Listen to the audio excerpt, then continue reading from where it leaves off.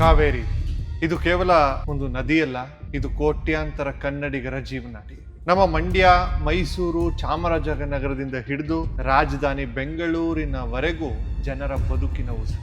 ಆದರೆ ಇವತ್ತು ಅದೇ ಕಾವೇರಿಯ ಒಡಲು ಬರದಾಗಿದೆ. ರೈತನ ಕಣ್ಣಲ್ಲಿ ಆತಂಕ ಮನೆ ಮಾಡಿದೆ. ಮುಗಿಲೆತ್ತರಕ್ಕೆ ಬೆಳೆದು ನಿಂತಿರುವ ತಮಿಳುನಾಡಿನ ಕುರುವೈ ಬೆಳೆಯ ದಾಹ ತೀರಿಸಲು ನಮ್ಮ ನೆಲದ ಕುಡಿಯುವ ನೀರನ್ನ ಹರಿಸಬೇಕಾದ ಅನಿವಾರ್ಯತೆ ಸೃಷ್ಟಿಯಾಗಿದೆ. ಕಾವೇರಿ ನೀರು ನಿಯಂತ್ರಣ ಸಮಿತಿ ಅಥವಾ CWRC ಮುಂದಿನ 15 ದಿನಗಳ ಕಾಲ ಪ್ರತಿದಿನ 3500 ಕ್ಯೂಸೆಕ್ಸ್ ನೀರನ್ನ ತಮಿಳುನಾಡಿಗೆ ಬಿಡುಗಡೆ ಮಾಡಬೇಕು ಅಂತ ಆದೇಶ ನೀಡಿದೆ. ಆದರೆ ವಾಸ್ತವವೇನು? ನಮ್ಮ ಜಲಾಶಯಗಳಲ್ಲಿ ನಿಜಕ್ಕೂ ನೀರಿದೆಯಾ? ಕಾವೇರಿ ಕಣಿವೆಯ ಇಂದಿನ ನೈಜ ಸ್ಥಿತಿ ಏನು? ಕೇವಲ ಭಾವನಾತ್ಮಕ ಹೋರಾಟವಲ್ಲ, ಇದು ನಮ್ಮ ಬದುಕಿನ ಹಕ್ಕಿನ ಪ್ರಶ್ನೆ. ವಾಸ್ತವದ ನೆಲೆಗಟ್ಟಿನಲ್ಲಿ ಅಂಕಿ ಅಂಶಗಳ ಆಧಾರದ ಮೇಲೆ ಕಾವೇರಿ ನಮ್ಮ ಹಕ್ಕು ಎಂದು ನಾವು ಯಾಕೆ ಹೇಳ್ತಾ ಇದ್ದೇವೆ? ಇವೆಲ್ಲದರ ಬಗ್ಗೆ ಆಳವಾದ ವರದಿಯನ್ನ ನಾನು ಇವತ್ತು ಹೇಳ್ತೇನೆ. ಇದು ಕೇವಲ ಆಕ್ರೋಶ ಅಲ್ಲ, ಬರೀ ಭಾಷಣ ಅಲ್ಲ, ಇದು ಕಣ್ಮುಂದಿನ ಕಟ್ಟು ಸತ್ಯ. ಮೊದಲು ನಾವು ಅರ್ಥ ಮಾಡ್ಕೊಳ್ಬೇಕಾಗಿರೋದು ನಮ್ಮ ಕೃಷ್ಣರಾಜಸಾಗರ ಅಂದ್ರೆ KRS ಜಲಾಶಯದ ಇಂದಿನ ನಿಖರವಾದ ಸ್ಥಿತಿಯನ್ನ. ಕಾವೇರಿ ವಿವಾದ ಬಂದಾಗೆಲ್ಲ ತಮಿಳುನಾಡು ನಮ್ಮ ಡ್ಯಾಮ್ಗಳು ಭರ್ತಿಯಾಗಿವೆ ಎಂಬ ಭ್ರಮೆಯನ್ನ ಸೃಷ್ಟಿಸ್ತದೆ. ಆದ್ರೆ ಸತ್ಯ ಬೇರೆನೇ ಇದೆ. KRS ಜಲಾಶಯದ ಗರಿಷ್ಠ ಸಾಮರ್ಥ್ಯ ಅಂದ್ರೆ ಮ್ಯಾಕ್ಸಿಮಮ್ ಕೆಪಾಸಿಟಿ 49.45 TMC. ಅಂದ್ರೆ ಇವತ್ತು ಜಲಾಶಯದಲ್ಲಿರುವ ಒಟ್ಟು ನೀರಿನ ಪ್ರಮಾಣ ಎಷ್ಟು? ಕೇವಲ 17 TMC ನೀರು ತುಂಬಿದೆ. ಇದು ಮೇಲ್ನೋಟಕ್ಕೆ ಕಾಣುವ ಲೆಕ್ಕ. ಇದರ ಒಳಗೆ ತಾಂತ್ರಿಕ ಸತ್ಯ ಇನ್ನೂ ಭಯಾನಕವಾಗಿದೆ. ಈ 17.13 TMC ನೀರಿನಲ್ಲಿ 8.4 TMC ನೀರು ಡೆಡ್ ವಾಟರ್, ಡೆಡ್ ಸ್ಟೋರೇಜ್ ಅಥವಾ ಅದನ್ನ ಬಳಸಲಾಗದ ನೀರು ಅಂತ ಕರಿಬಹುದು. ಅಣೆಕಟ್ಟಿನ ತಳೆಭಾಗದಲ್ಲಿರುವ ಯಾವುದೇ ಕಾರಣಕ್ಕೂ ಹೊರ ತೆಗೆಯಲು ಅಥವಾ ಬಳಸಲು ಸಾಧ್ಯವಾಗದ ನೀರು. ಇದನ್ನ ಕಳೆದ್ರೆ ನಮ್ಮ ಬಳಕೆಗೆ ಅಂದ್ರೆ ಕುಡಿಯಲು ಮತ್ತು ಕೃಷಿಗೆ ಲಭ್ಯವಿರುವ ಲೈಫ್ ಸ್ಟೋರೇಜ್ ನೀರು ಕೇವಲ 8.5ರಿಂದ 9 TMC ನೀರು. ಈಗ CWRC ನೀರಿರುವ ಆದೇಶದಂತೆ ನಾವು ದಿನಕ್ಕೆ 3500 ಕ್ಯೂಸೆಕ್ಸ್ ನೀರನ್ನ ಮುಂದಿನ 15 ದಿನಗಳ ಕಾಲ ಬಿಟ್ರೆ ಸರಿಸುಮಾರು 4 TMC ನೀರು ಕರುನಾಡಿನಿಂದ ತಮಿಳುನಾಡಿಗೆ ಹರಿದೋಗುತ್ತೆ. ನಮಗೆ ಉಳಿದಿರುವ 9 TMC ನೀರಿನಲ್ಲಿ 4 TMC ನೀರನ್ನು ಹೊರಬಿಟ್ರೆ ಕೇವಲ KRS ನಲ್ಲಿ ಉಳಿಯುವುದು ಕೇವಲ 5 TMC ನೀರು ಮಾತ್ರ. ಬೆಂಗಳೂರು ಮಹಾನಗರ ಒಂದಕ್ಕೆ ತಿಂಗಳಿಗೆ ಸುಮಾರು 1.5 ಅಥವಾ 2 TMC ಕುಡಿಯುವ ನೀರು ಬೇಕು. ಮೈಸೂರು, ಮಂಡ್ಯ, ಹಳ್ಳಿಗಳ ಕುಡಿಯುವ ನೀರಿನ ಅಗತ್ಯತೆಗೆ ಸೇರಿದ್ರೆ ನಮಗೆ ಉಳಿದ 5 TMC ನೀರು ಯಾವ ಮೂಲಕ್ಕೆ ಸಾಲತ್ತೆ ಹೇಳಿ? ಮುಂದಿನ ಬೇಸಿಗೆಯವರೆಗೆ ನಮ್ಮ ಜನರ ಗಂಟ್ಲು ಒಣಕಂಡೇ ಇರ್ಬೇಕಾ? ಖಂಡಿತವಾಗ್ಲೂ ನನ್ಗೆ ಅರ್ಥ ಆಗ್ತಾ ಇಲ್ಲ. ವಾಸ್ತವ ಈಗಿರುವಾಗ ನಮ್ಮ ಗಂಟಲಿಗೆ ಕತ್ತರಿ ಹಾಕಿ ಪಕ್ಕದ ಮನೆಯವರ ಹೊಲಕ್ಕೆ ನೀರು ಉಣಿಸುವುದು ಯಾವ ನ್ಯಾಯ?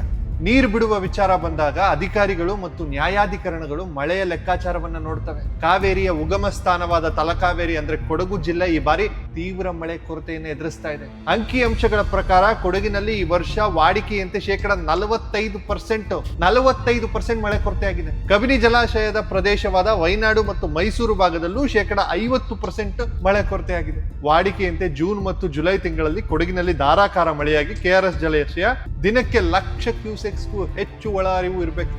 ಆದ್ರೆ ಇವತ್ತು ಒಳ ಹರಿವು ಕೇವಲ 1000ದಲ್ಲಿವೆ. ನಿಸರ್ಗವೇ ಮುನಿಸಿಕೊಂಡು ಮಳೆ ಕೈ ಕೊಟ್ಟಿರುವಾಗ ಜಲಾಶಯಕ್ಕೆ ಹೊಸ ನೀರು ಸೇರುವ ಮಾರ್ಗವೇ ಮುಚ್ಚಿ ಹೋಗಿದೆ. ನಮ್ಮಲ್ಲಿ ಉತ್ಪಾದನೆಯಾದ ನೀರನ್ನ ನಾವು ಎಲ್ಲಿಂದ ಹಂಚೋದು? ಇಲ್ಲದ ನೀರನ್ನ ಸೃಷ್ಟಿಸಲು ನಾವೇನ್ ದೇವ್ರ? ಇರುವ ಅಲ್ಪ ಸ್ವಲ್ಪ ನೀರನ್ನ ನಮ್ಮ ಜನರ ಜೀವ ಉಳಿಸಲು ಕಾಯ್ದಿಸಿಕೊಳ್ಳುವುದು ನಮ್ಮ ಜವಾಬ್ದಾರಿಯಾದ ಆಡಳಿತದ ಮೂಲ ಕರ್ತವ್ಯವಲ್ವೇನ್ರಿ? ಈಗ ಆದೇಶವನ್ನ ಹೊರಡಿಸಿರುವ ವ್ಯವಸ್ಥೆ ಬಗ್ಗೆ ಸ್ವಲ್ಪ ಆಳವಾಗಿ ನೋಡೋಣ. ಕಾವೇರಿ ಜಲ ನಿರ್ವಹಣಾ ಪ್ರಾಧಿಕಾರ ಮತ್ತು ನಿಯಂತ್ರಣ ಸಮಿತಿ ಇವೆರಡು ಸುಪ್ರೀಂ ಕೋರ್ಟ್ ಆದೇಶದಂತೆ ರಚನೆಯಾದ ಸ್ವಾಯತ್ತ ತಾಂತ್ರಿಕ ಸಂಸ್ಥೆಗಳು. ಇವುಗಳ ಉದ್ದೇಶ ವೈಜ್ಞಾನಿಕವಾಗಿ ನೀರು ಹಂಚಿಕೆ ಮಾಡುವುದು. ಅಂದ್ರೆ ಇಲ್ಲಿ ನಡೆಯುತ್ತಿರೋದೇನು? ತಮಿಳುನಾಡು ತನ್ನ ಸಾಂಪ್ರದಾಯಿಕ ಕುರುವೈ ಬೆಳೆಗಾಗಿ ನಿರಂತರವಾಗಿ ನೀರಿನ ಬೇಡಿಕೆಯನ್ನು ಇಡುತ್ತೆ. ಕಾವೇರಿ ನ್ಯಾಯಾಧಿಕರಣದ ಅಂತಿಮ ತೀರ್ಪಿನ ಪ್ರಕಾರ ಸಾಮಾನ್ಯ ಮಳೆಯಾಗುವ ವರ್ಷದಲ್ಲಿ ಕರ್ನಾಟಕವು ತಮಿಳುನಾಡಿಗೆ 177.25 TMC ನೀರನ್ನು ಬಿಡಬೇಕು. ಇದು ಸಾಮಾನ್ಯ ವರ್ಷದ ಲೆಕ್ಕ. ಆದ್ರೆ ಈ ವರ್ಷ ಸಾಮಾನ್ಯ ವರ್ಷವಲ್ಲ, ಇದು ಬರಗಾಲದ ವರ್ಷ. ಪ್ರಾಧಿಕಾರವು ನೀರು ಹಂಚಿಕೆ ಮಾಡುವಾಗ ನಮ್ಮ ರಾಜ್ಯದ ಆವಿಯಾಗುವ ನೀರಿನ ಪ್ರಮಾಣ, ಎವಾಪರೇಷನ್ ಲಾಸ್ ಅಂತೀವಲ್ಲ, ಅಂತರ್ಜಲದ ಕುಸಿತ ಮತ್ತು ಕುಡಿಯುವ ನೀರಿನ ಪೂರ್ಣ ಪ್ರಮಾಣದ ಬೇಡಿಕೆಯನ್ನ ನಿಖರವಾಗಿ ಪರಿಗಣಿಸ್ತಾ ಇಲ್ಲ ಎಂಬುದು ಜಲತಜ್ಞರ ಸ್ಪಷ್ಟವಾದ ವಾದ. ನಮ್ಮ ಅಧಿಕಾರಿಗಳು ದೆಹಲಿಗೆ ಹೋಗಿ ವಾಸ್ತವ ಸ್ಥಿತಿಯನ್ನ ಅಂಕಿ ಅಂಶಗಳ ಸಮೇತ ಮಂಡಿಸಿದ್ರು ಅಂತಿಮವಾಗಿ ತಮಿಳುನಾಡಿನ ಒತ್ತಡಕ್ಕೆ ಮಣಿದು ಸ್ವಲ್ಪವಾದ್ರೂ ನೀರು ಬಿಡಿ ಎಂಬಂತಹ ಸಮನ್ವಯದ ಹೆಸರಿನಲ್ಲಿ ಆದೇಶಗಳು ಹೊರಬೀಳ್ತಾ ಇವೆ. ಇದು ನ್ಯಾಯ ಅಲ್ಲ, ಇದು ಅನ್ಯಾಯದ ಪರಮಾವಧಿ. ಕಾವೇರಿ ವಿವಾದದಲ್ಲಿ ಅತಿ ಹೆಚ್ಚು ಚರ್ಚೆಯಾಗುವ ಮತ್ತು ಪರಿಹರಿಸಲ್ಪಡುವ ವಿಷಯವೆಂದ್ರೆ ಸಂಕಷ್ಟ ಹಂಚಿಕೆ ಸೂತ್ರ ಅಥವಾ ಡಿಸ್ಟ್ರೆಸ್ ಫಾರ್ಮುಲಾ ಅಂತಾರೆ. ಮಳೆ ಚೆನ್ನಾಗಿ ಬಂದಾಗ ನೀರು ಹಂಚಿಕೆಯಲ್ಲಿ ಯಾವುದೇ ಸಮಸ್ಯೆ ಇಲ್ಲ. ಆದ್ರೆ ಮಳೆ ಕೈ ಕೊಟ್ಟಾಗ, ಡ್ಯಾಮ್ಗಳು ಬರಿದಾದಾಗ ಕಷ್ಟವನ್ನ ಎರಡೂ ರಾಜ್ಯಗಳು ಸಮಾನವಾಗಿ ಹಂಚಿಕೊಳ್ಬೇಕು. ಇದನ್ನ ಸಂಕಷ್ಟ ಹಂಚಿಕೆ ಅನ್ನೋದು. ಆದ್ರೆ ವಾಸ್ತವದಲ್ಲಿ ಏನಾಗ್ತಾ ಇದೆ, ನಮ್ಮ ರಾಜ್ಯದಲ್ಲಿ ಸಂಕಷ್ಟ ಎದುರಾದಾಗ ನಮ್ಮ ರೈತರು ಭತ್ತ ಮತ್ತು ಕಬ್ಬು ಬೆಳೆಯದೆ ಒಣ ಬೇಸಾಯಕ್ಕೆ ಶರಣಾಗ್ತಾರೆ, ತಮ್ಮ ಹೊಲದಲ್ಲಿ ಪಾಳು ಬಿಡ್ತಾರೆ. ಆದ್ರೆ ತಮಿಳುನಾಡು ಇಂತಹ ಸಂಕಷ್ಟದ ಸಮಯದಲ್ಲೂ ತನ್ನ ವಾಣಿಜ್ಯ ಬೆಳೆಗಳ ವಿಸ್ತೀರ್ಣವನ್ನ ಕಡಿಮೆ ಮಾಡ್ತಾ ಇಲ್ಲ. ಅವರು ತಮ್ಮ ಕುರುವೈ ಬೆಳೆಯ ಗುರಿಯನ್ನ ಸಾಧಿಸಲು ನಮ್ಮ ಮೇಲೆ ಒತ್ತಡವನ್ನೇ ಇರ್ತಾರೆ. ನಮ್ಮ ರೈತರಿಗೆ ನೀರಿಲ್ಲ ಅಂತ ಸರ್ಕಾರ ಕಾಲುವೆಗಳನ್ನ ನೀರು ಹರಿಸುವುದನ್ನ ನಿಲ್ಲಿಸಿದೆ. ನಮ್ಮ ಕಾವೇರಿ ಕಣಿವೆಯ ರೈತರ ಕೃಷಿ ಪಂಪ್ ಸೆಟ್ಗಳಿಗೆ ವಿದ್ಯುತ್ ಕಡಿತಗೊಳಿಸಲಾಗ್ತಾ ಇದೆ. ನಮ್ಮ ರೈತರ ಬದುಕು ಕಟ್ಟಿಕೊಳ್ಳಲು ಪರದಾಡ್ತಿರುವಾಗ ಅದೇ ನೀರನ್ನ ಗಡಿ ದಾಟಿಸಿ ಇನ್ನೊಂದು ರಾಜ್ಯಕ್ಕೆ ವಾಣಿಜ್ಯ ಬೆಳೆಗಳನ್ನ ಪೋಷಿಸುವುದು ಎಷ್ಟರ ಮಟ್ಟಿಗೆ ಸರಿ?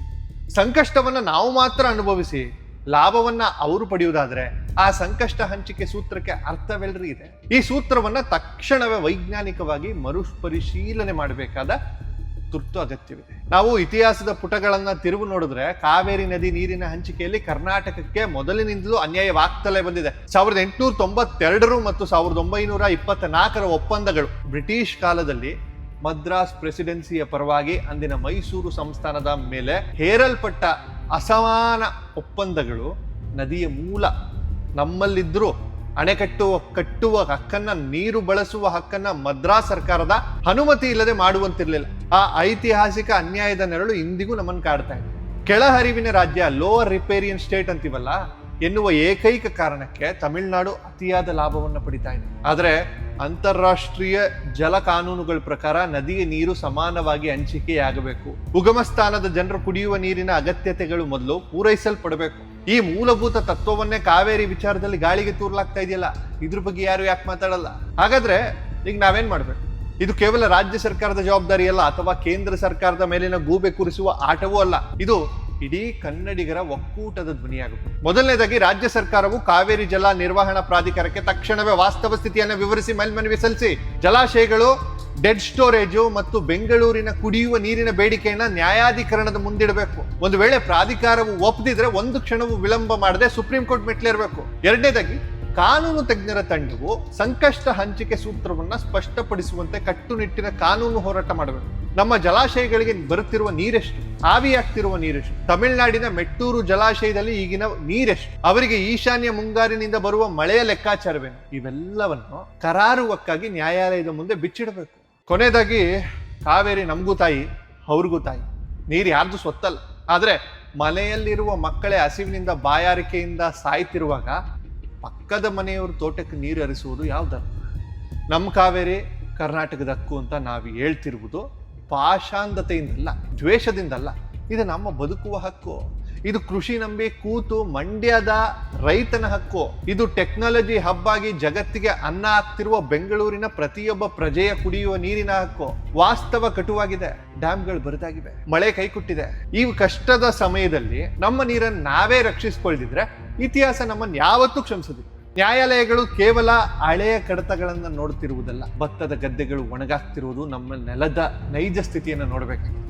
ಇದು ನಮ್ಮ ನೆಲ, ನಮ್ಮ ಜಲ, ನಮ್ಮ ಉಸಿರು, ಸತ್ಯ ಮತ್ತು ವಾಸ್ತವದ ಆಧಾರದ ಮೇಲೆ ನಮ್ಮ ಕಾವೇರಿಯನ್ನ ಉಳಿಸಿಕೊಳ್ಳುವ ಈ ಹೋರಾಟ ನಿರಂತರವಾಗಿರಲಿ. ಇದು ಕೇವಲ ಸರ್ಕಾರಗಳ ಹೋರಾಟವಾಗದಿರಲಿ, ಇದು ಪ್ರತಿಯೊಬ್ಬ ಕನ್ನಡಿಗನ ಜವಾಬ್ದಾರಿಯಾಗಿರಲಿ.